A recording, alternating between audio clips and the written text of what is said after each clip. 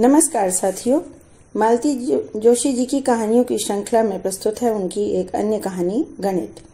मानव मन के ताने बाने से बुनी गई ये कहानियां आपको अवश्य प्रिय लग रही होंगी। कहानी सुनने के पश्चात कमेंट करके मुझे अवश्य बताइएगा कि कहानी का प्रस्तुतिकरण आपको कैसा लगा। तो साथियों, प्रस्तुत है कहानी गणित। घर लौटते हुए उसके पैर मन भर के हो रहे थे और सुबह घर से चलते हुए इन्हीं पैरों को जैसे पंख लग गए थे। मन तो पैरों से भी 100 कदम आगे उड़ा जा रहा था। मुलाकात तो शाम की तय हुई थी, पर मन कल्पना के सतरंगी हिंडोले पर बैठकर सुबह से ही वहां पहुंच गया था। सवेरे पड़ोस में उसका फोन आया था।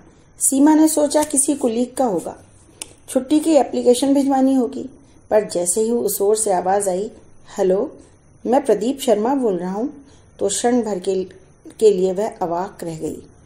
आपने पहचान तो लिया ना? उस ओर से प्रश्न आया। तब तक वह काफी संभल चुकी थी। पहचाने की कैसे नहीं, कल ही तो इन लोगों की ओर से हाँ आई है। उसने जवाब तो दे दिया, पर हृदय इतनी जोर से धड़क रहा था कि उसे अपनी ही बात साफ सुनाई नहीं दी। पूरे वार्तालाप के बाद उसे इतना ही याद रहा, तो फिर तय रहा ना, शाम को 6 बजे मैं अपेक्स बैंक के बस स्टॉप पर खड़ा रहूंगा।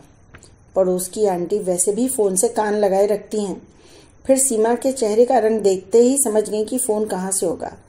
जैसे ही वह थैंक यू आंटी कहकर चलने को ही, तो वह बोली, अब खाली थैंक्स से काम नहीं चलेगा सीमा, अब तो टैक्स लगेगा, टैक्स। अब तो रोज ही फोन आया करेंगे, मैं अपने बच्चों को मुफ्त में थोड़ी ही दौड़ाऊंगी। घर से चलते हुए कुछ अतिरिक्त साज सज्जा करने का मन था, पर संकोच हो आया। वह तो अम्मा से शाम को देर से आने की बात भी ना कह सकी। बस चलते हुए उसने सिर्फ अनिल को ही बताया था। दफ्तर में उसने किसी से कुछ नहीं कहा, पर उसके चेहरे की रौनक ही उसकी चुगली कर रही थी। सभी लोग उसे छेड़ने लगे। औरों से तो वह साफ बच गई, पर मिसेज बत्रा से अपना राज छुपा नहीं पाई।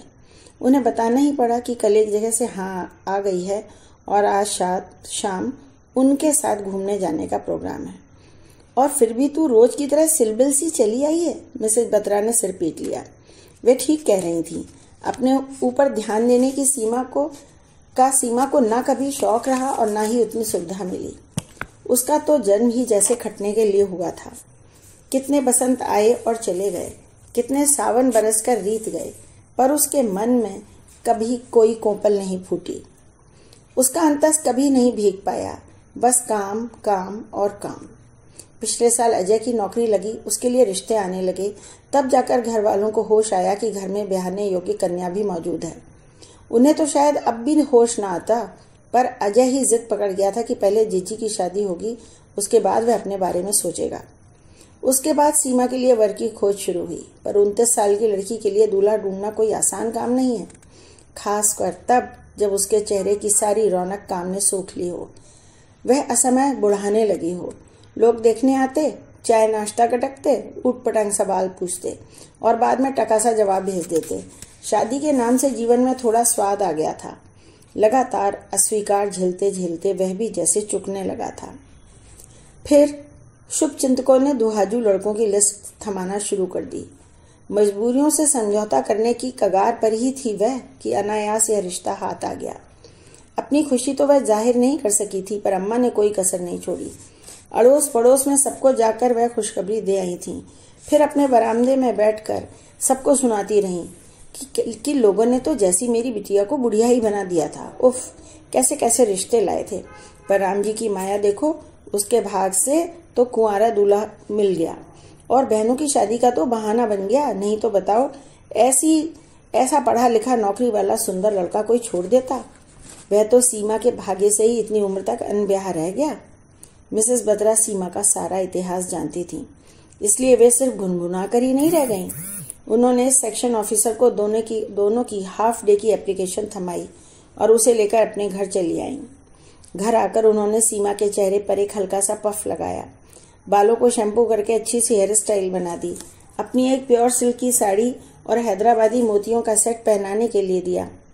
चलते हुए उसके पर्स और चप्पल तक का मुआयना किया। उसके बाद ही आदेश दिया, गेट सेट एंड गो। कितनी उमंग और अरमान लेकर वह मिसेस बत्रा के घर से निकली थी। सोचा था किसी एयर कंडीशन हॉल में कोई अंग्रेजी मूवी देखेंगे। या किसी पॉश होटल में बैठकर कॉफी या कटलेट खाएंगे। पर वह भला आदमी उसे मयूर पार्क ले गया। बोला, बहुत सी बातें करनी हैं, भीड़ भाड़ में नहीं हो पाएंगी। पार्क की घास पर बैठते हुए आधा उत्साह तो वैसे ही खत्म हो गया था। फिर प्रदीप शर्मा की कहानी शुरू हुई।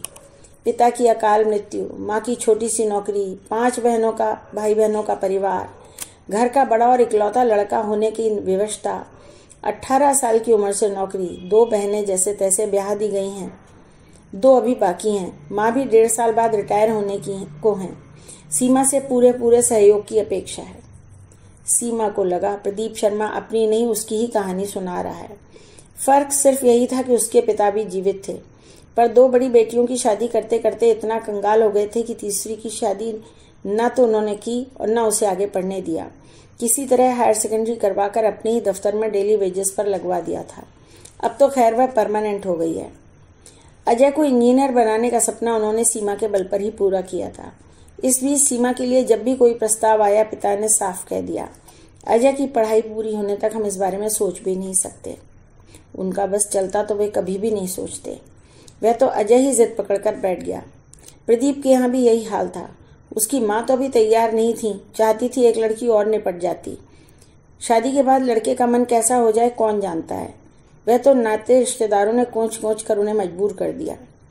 हो सकता है मम्मी शुरू में कुछ प्रेजुडिस्ड रहें, तुम बुरा मत मानना। एक बात और, अभी 2-3 साल तक हम बच्चे के बारे में नहीं सोचेंगे, चलेगा ना?